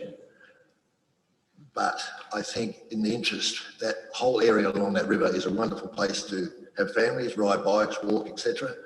We need those two toilet blocks to be there, especially if we're going to use Walker Place for the things like the Fringe and areas like that. The local cafes are worried that they will lose clientele because of the toilet block being moved. So I can understand the costs involved, but we were going to move the mural anyway to some exorbitant fee and put on the walls, so the difference wouldn't be that great, I think. But for my position is, we have to provide a service. That's what we're elected for. And I think the service of the toilet in conjunction with Walker Place, which you voted for, I didn't. I voted against it on the previous motion because the toilet block wouldn't be there and be a waste of assets. But if the toilet blocks retain, I'll be one of those to spruik the Walker Place more than I am now. So that's my Thank you. opinion. Open it up to the floor. Speakers for and against. Councillor Tooley and Councillor Shanks. I'd like to move, and again, I don't know whether you call this an amendment or a variation, but I'd like to add a point 6 if the mover and seconder would accept it. And that is, because this motion is noting, and these words have been, Jim's been helped with this because the administration wanted those things in there. And if we're saying that, you know, that there are costs, it's important that we put the savings in. So point 6 is about the saving. That we note that the costs associated with the relocation of the mural will be saved as not being necessary. So I'd like to propose that for the mover and the seconder. Well, before we put that in, I just want to check, Mr. Delena, is that completely correct? Through you, Mayor. The scope of the works as it relates to the mural is effectively a detailed demolition of the existing toilets, supporting and bracing the existing wall, rectifying that, as well as creating a pocket park. So that's the cost that's been allocated, and I think it's about 90,000 from memory. There would be a cost associated with refurbing the existing toilet, keeping and refurbing it, which, listen, I don't know what that cost is at this point, but it'd be probably of a very similar extent, if not more.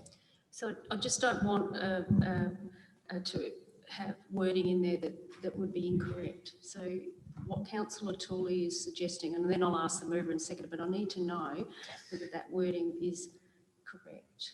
There would be a saving on the cost of the mural pocket park, but that saving would be absorbed by the cost of the refurbished public toilet. Yeah. No. It's important. If I can, as chair, I need to know if you, Councillor Tooley, stop interrupting. Thank you.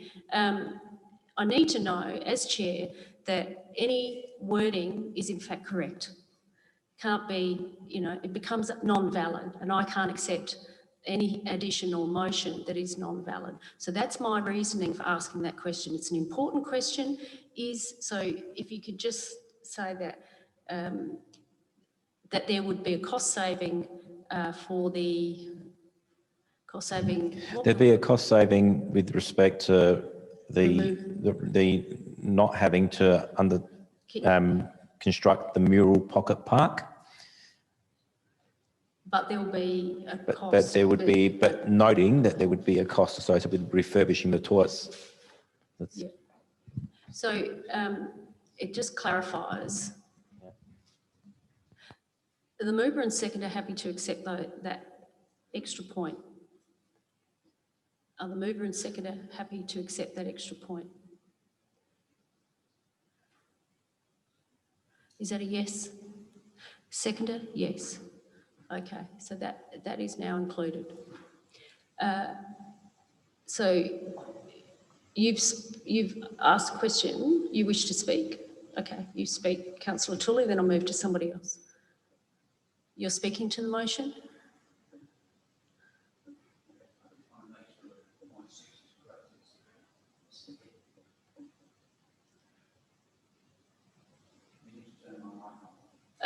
Notes that there will be a cost saving regarding the removal,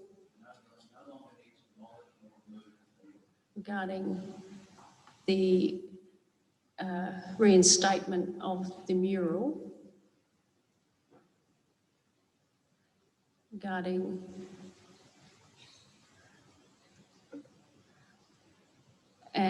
however, and there no longer being the need to develop the pocket park. However, Kate,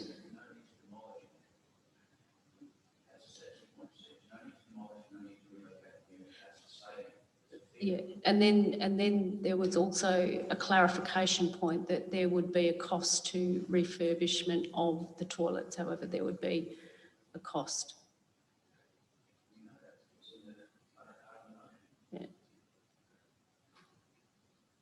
Okay. Mover and seconder, we're happy to accept that. You wish to speak to the motion? Yeah, it's pretty simple, Mayor. The motion, the intent is clear. Point 5, requests that the design and cost estimate for this revised scope of work be considered by the council at a future meeting. That is for the refurbishment. We know that there's a cost of the refurbishment, but point 6's intent is to acknowledge that there's also a saving. Now, at one point, we had figures of around $300,000. That was the exorbitant one, to take the mural off, put it in storage, build a new wall, reinstate it. All of that was in there. I now hear a figure that says, no, we think the demolition and that was only 92. Well, even if it's only 92, that's a $92,000 offset. But it'd be interesting to look in previous reports and see exactly what were the figures associated with the demolition of the toilet block and its removal. And they were exorbitant. So let's acknowledge that's a saving. The other reason I support Councillor Vallelonga's motion is that these toilet blocks in that area serve that Walker Place area. That we've lost toilets in other parts of the town. There used to be a toilet behind the NAB building in that car park. I remember that one. There was one over on the side of Apex Park. We've lost that one.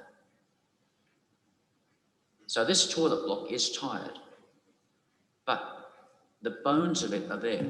The plumbing is there. So if you refurbish it, some plaster on the outside, rendering it, put some decent toilet facilities inside it, you've got a solid infrastructure and you don't have to move the mural. The other reason I support this is I don't support the one down in Julian Terrace, because the one on Julian Terrace was an opportunity lost. We could have had it associated with a community facility, a large space that could have been booked out by people to facilitate their use of Apex Park, where you can prepare food, where you can boil a kettle, where potentially down the track, even a cafe operator. Remember, I'm not saying we run it before someone puts that in my mouth. Not saying we run it, but we have assets that other people use. We have an asset here where we have a cafe in it. Well, we were supposed to, run by someone else. So if we had built that type of facility in Apex Park, you could have had a cafe one time servicing out of that and some decent toilets. But what we were going to do in the end was lose about 3 car parks with essentially a bog standard toilet. Pardon the pun. So they're my reasons for supporting Mr. Vallelonga's and Mr. Little's creative thinking motion. Thank you. Councillor Shanks, you're next. Yeah, I'm happy to support this. You've got Walker Place there. It's a bit of a no-brainer to me. I know it's probably a bit frustrating because it does go back on a direction that we set on, but now you see the space and I know what it costs to refurb wet areas. You know, you can get a lot done with what we have in the kitty that is earmarked for that area. And point 6 there is, yeah, it's pointing out the offset of point 3.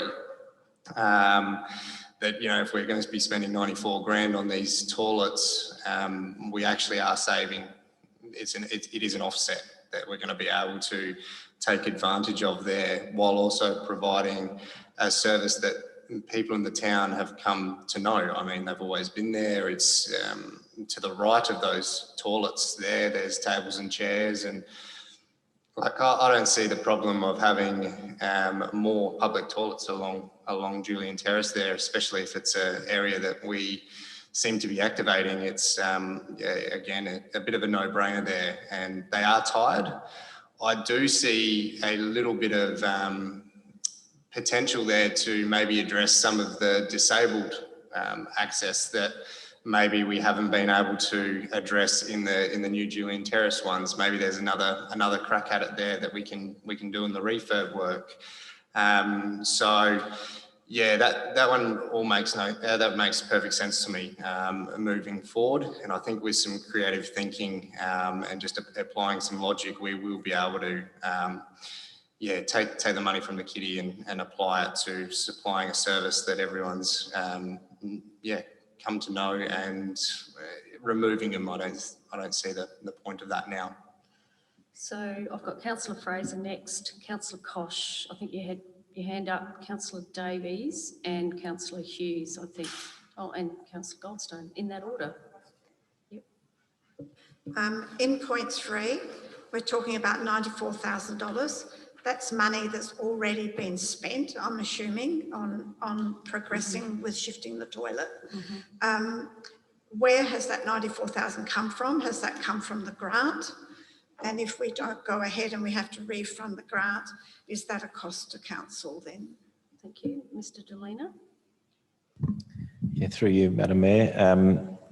I did send an email to elected members just summarising this, but effectively that $94,000 is a cost that we would get 50% funding for from the grant body at this point. But if we were to abandon the process now, that would be a lost cost in its totality. So the other half of that we wouldn't be able to claim. You've got here 262. Yeah. So just with respect to the other aspect to this is that we have a grant funding body that we need to run this past. I know we're 2 years, we were advised, I think, in early 2018. I think we announced it at the Fringe event in that 2018. And I know that they're keen for us to finalise this project.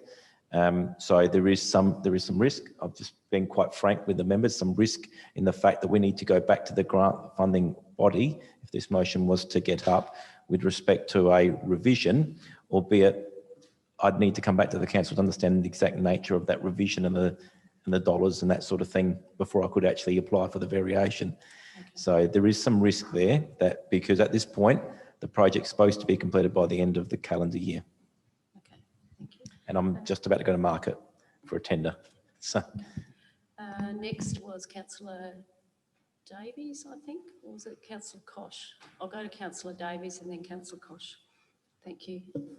Yeah, look, well, actually, first I might just ask a question, just clarifying about this mural. So was it, my understanding was that the mural was going to be in the same place and we'd build a little park around it. Is it moving slightly, or what's just to put some clarity, I have since gone back and looked online. It was $93,000 that we'd allocated to, this was about 90,000, yeah, to preserve and keep the mural in place and upgrade the local surrounds and a bit of landscaping. The mural would be held in place and there'd be a detailed demolition of the existing structure. It would then be supported with some structural steel, encased and in some capping stones and held in place. So it's not moving, it would stay exactly where it is per se. And then the remaining area, the slab that was the prior toilet slab would be effectively topped, and there would be a landscaping and integrated into the surrounds. Sure. And a follow-up question, if there was a potential refurbishing, I'm not sure what parts of the toilet block are able to be, like structurally, is that one of the things that is, not up to code or is needing to change, or like, would we need to knock down walls anyway if we were to, to refurbish it, or would it just be an internal job? I know it's hard to answer with, There's a number of different options, but what I would say is that I wouldn't be putting a position back to council which maintained the existing floor plan and just reconfigured it. It would be aligned with current crime prevention arrangements where the doors are opening outwards towards, public view, and that might be a bit of a challenge given the murals facing towards where the majority of the passive surveillance is, but effectively look at ways in which we could, upgrade it to more contemporary structures, toilet structures. And that's been done. These toilets have been refurbished before. It is possible, because the outer shell is effectively would remain, and we'd be cutting penetrations and removing the internal walls, redoing the roof structure. So it is feasible. there's obviously some cost, and it probably doesn't necessarily result in the passive surveillance outcomes that you might be getting. But Yeah, all right, so I'll speak to it then. Look, I've got a few concerns, I guess. Firstly, the sort of, it leaves the cost a bit nebulous at the moment, and it delays the project. And yeah, we would have to repay grant funding, which we're currently getting 50% of the grants funded. But obviously, if we cancelled that, we would get 0% of that retroactively, you know, sort of lose more money. So, but I think the main thing for me is just that I think Apex Park is a valuable place for toilets. I always, whenever I go past, I see families there with their kids and that sort of thing. And it's, you know, especially important with young kids and that sort of thing to be able to have a nearby toilet that's within, you know, visual range that isn't, you know, if you've got 3 kids and one of them has to wander off, I think most parents would prefer that it's not like a kilometre out of the way where they can't see the kid anymore. So I just think, you know, it's a sensible place for a toilet's the Apex Park area. So, you know, that's one of the reasons why I thought it would be reasonable to have toilets in that direction. So yeah, that's just my thought. Councillor Kosh. Look, I'll be voting against this. One of the main reasons why I voted originally for it was that the toilets would move down to Apex Park, where they will be used and functional, you know, 365 days of the year. Because people now have to rush up and take the kids up to, you know, up the other end, and that concerns me a lot, that they have to rush up with their kids, because we've got one of the premier playground facilities in Apex Park, so we should have amenities that go with that.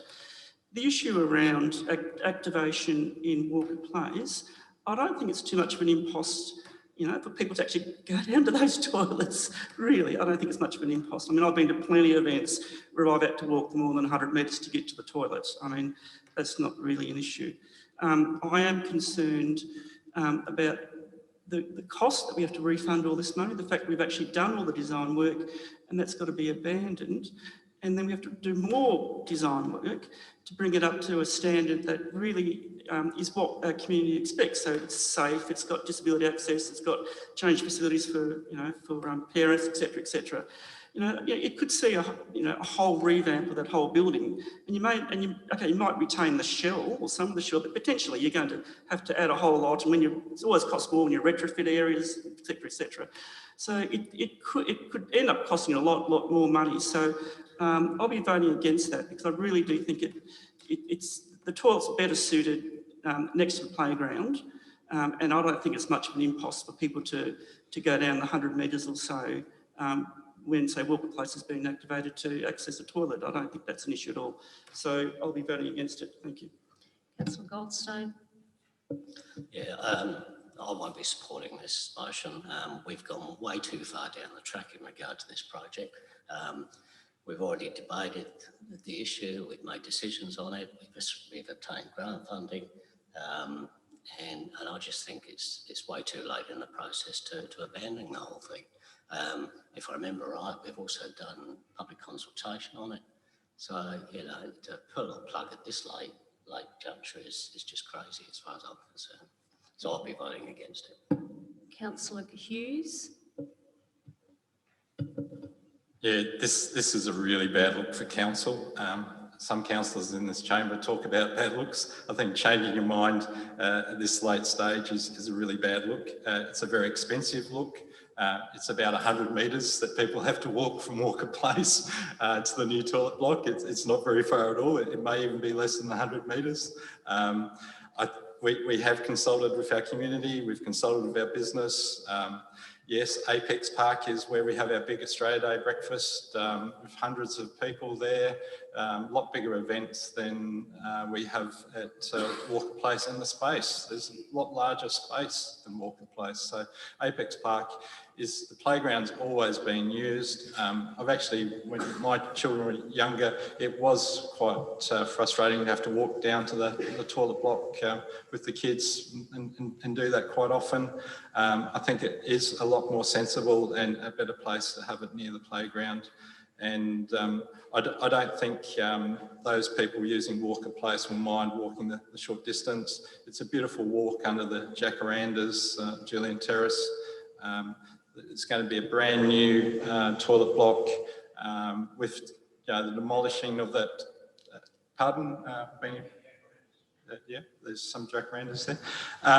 There's also the fact that that toilet block is a bit of an eyesore, and it does block that whole vista of the river. And I remember, I think some councillors talking about how great it would be to remove that eyesore. So it's going to solve quite a few issues with that toilet block. So I think it's really important to continue the project and not waste money.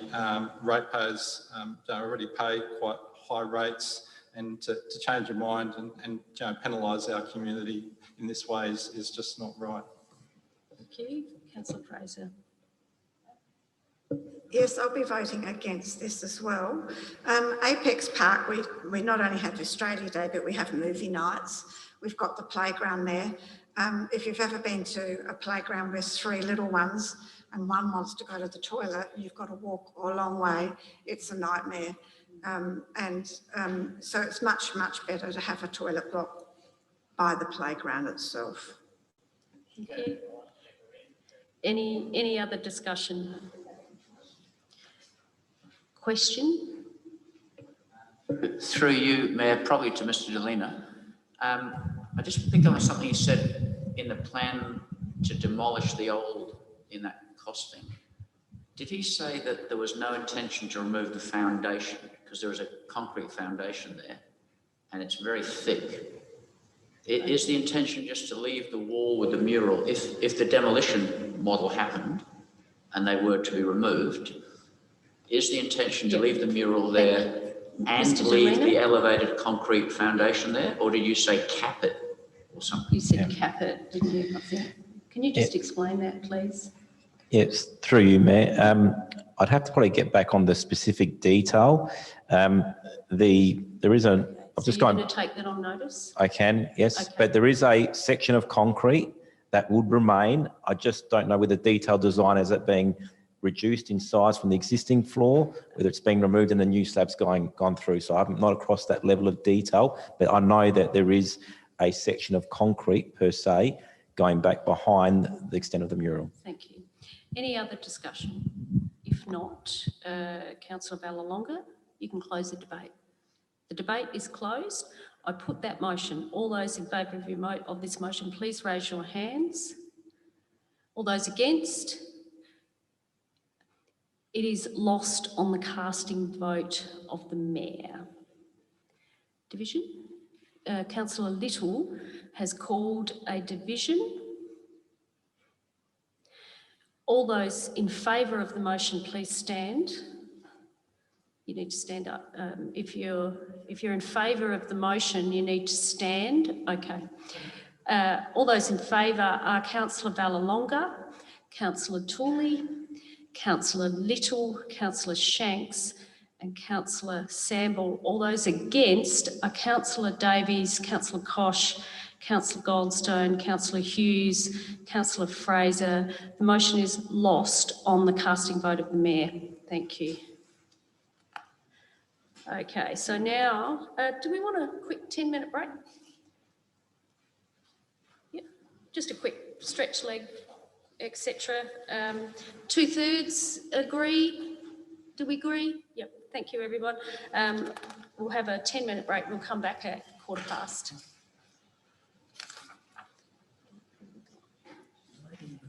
In the gallery, she's actually here as part of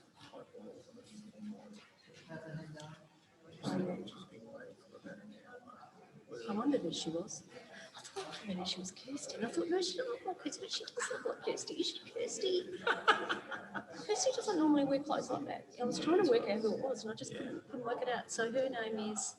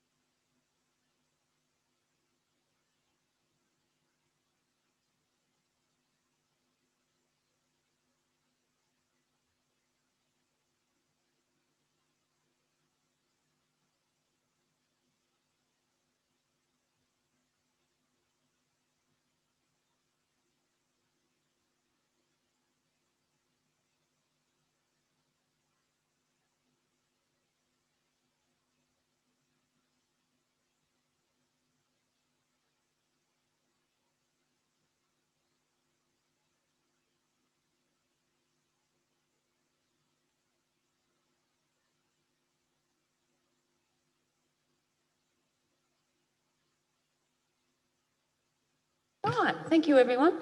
Right, so now we will move. I have had a request that we move 9.2 forward. We do have a consultant with us who's been waiting a little while, so I'm happy to accept a motion that we move 9.2 forward. Councillor Samble, Councillor Little, moved by. This allows us to deal with this matter earlier rather than later. Moved by Councillor Samble. Oh, thank you, Kate. Seconded by Councillor Little. All those in favour? Carried unanimously. Thank you. Now, we have I'm looking on page 72 on the public agenda, and we have a recommendation from the staff that we discuss this matter in confidence. How do you wish to proceed, councillors? You happy to move that way, Councillor Little? And moved by Councillor Little, seconded by Councillor Samble. Do you wish to speak on? It's probably important that we do explain why we're going into confidence. Yeah, I'd like it to go into confidence, but I believe there's information that should not be released until a report has been considered or completed. Thanks. Thank you. Any other discussion? If not, I'm going to put that motion that we move into confidence. All those in, oh, hang on a minute. We've got an acting Chief Executive Officer, haven't we? Is that right? In this matter? In this matter? Manager and minute taker, yep. All those in favour? All those against? It is carried. And I'll get, thank you staff, and I'll get Ryan to take chair, CEO's chair, and allow other staff to leave.